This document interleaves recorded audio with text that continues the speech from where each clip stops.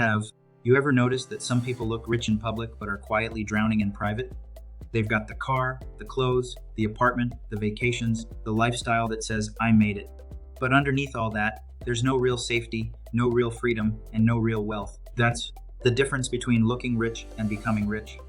Looking rich is about what other people can see. Becoming rich is about what other people can't see. One is built to impress strangers. The other is built to protect your future. And honestly, most people get trapped before they even realize there's a choice. Because looking rich feels good right away.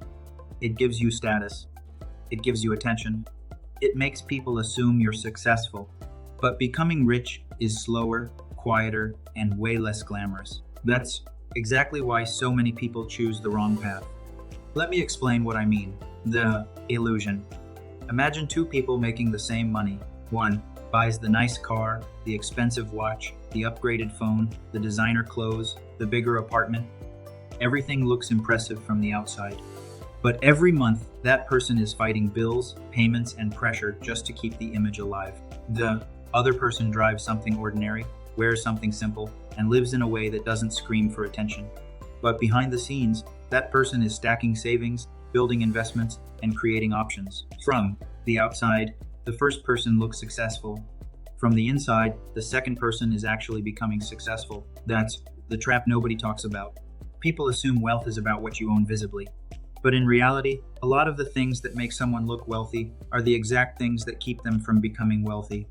And once you see that, it's hard to unsee. Why? People do it. So why do so many people chase the look instead of the substance? Because looking rich gives immediate emotional rewards. It makes you feel respected. It makes you feel ahead. It makes you feel like you've escaped the ordinary life everyone else is stuck in. And in a world where people are constantly comparing themselves, that feeling is powerful. But the problem is that image is expensive. Every visible status symbol comes with a hidden cost. The nicer car means higher payments, insurance, maintenance, and pressure. The bigger apartment means less flexibility. The flashy lifestyle means less money left to invest or save. So the more effort you put into looking rich, the harder it becomes to actually build wealth. That's the contradiction. The thing that makes you seem successful can quietly make you less secure. How wealth really grows. Becoming rich usually starts with boring decisions. It starts with keeping money instead of displaying it. It starts with building an emergency fund. It starts with lowering fixed expenses. It starts with saying no to purchases that impress people but don't improve your life. That doesn't mean you have to live like a monk. It just means you need to ask a better question. Not, will this make me look successful? Instead, ask, will this make me more free? That's the real test. Because wealth is not just about having money in a bank account. It's about having choices. It's about being able to leave a bad job, survive an emergency, invest in an opportunity, or take your time before making a major decision. That freedom is invisible. But it's worth more than anything people can flex on. The hidden math. Here's where the math gets brutal. A $50,000 car might feel like a reward, but over time, that money could have been invested and grown into much more. A bigger rent payment might feel like you're living better, but it can quietly delay financial progress for years. A lifestyle built on constant upgrades can look successful while destroying long-term momentum, and that's why people get stuck. They keep spending to maintain an image, but the image never turns into assets. Becoming rich works the opposite way. You accept that some of the most important wins are invisible at first. Your savings balance grows. Your debt shrinks. Your investments compound. Your stress drops. Your options expand. No applause. No spotlight. Just progress. The identity shift. The biggest difference between looking rich and becoming rich is identity. People who look rich often ask, how do I appear successful? People who become rich ask, how do I stay free? That single shift changes everything. It changes what car you buy. It changes where you live. It changes how you spend. It changes how you think about status.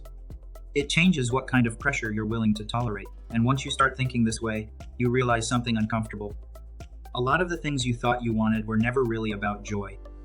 They were about validation. That bigger apartment, that newer car, that expensive weekend, that brand name everything. Sometimes those things are genuinely useful, but often they're just expensive signals. Wealth stops being about signals and starts being about systems. The real flex.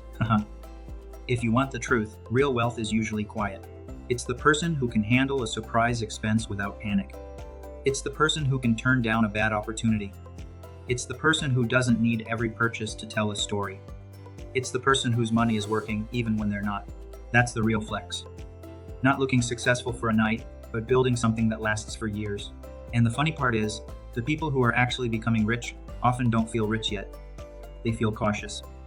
They feel patient. They feel like they're missing out sometimes. But what they're really doing is trading short-term applause for long-term leverage. That trade is where wealth begins. So the difference between looking rich and becoming rich comes down to one question. Are you spending money to impress people, or are you using money to build freedom? One path creates attention. The other creates independence. And in the end, people usually remember the lifestyle they admired for a moment. But the person who built real wealth gets to keep the benefits long after the applause is gone.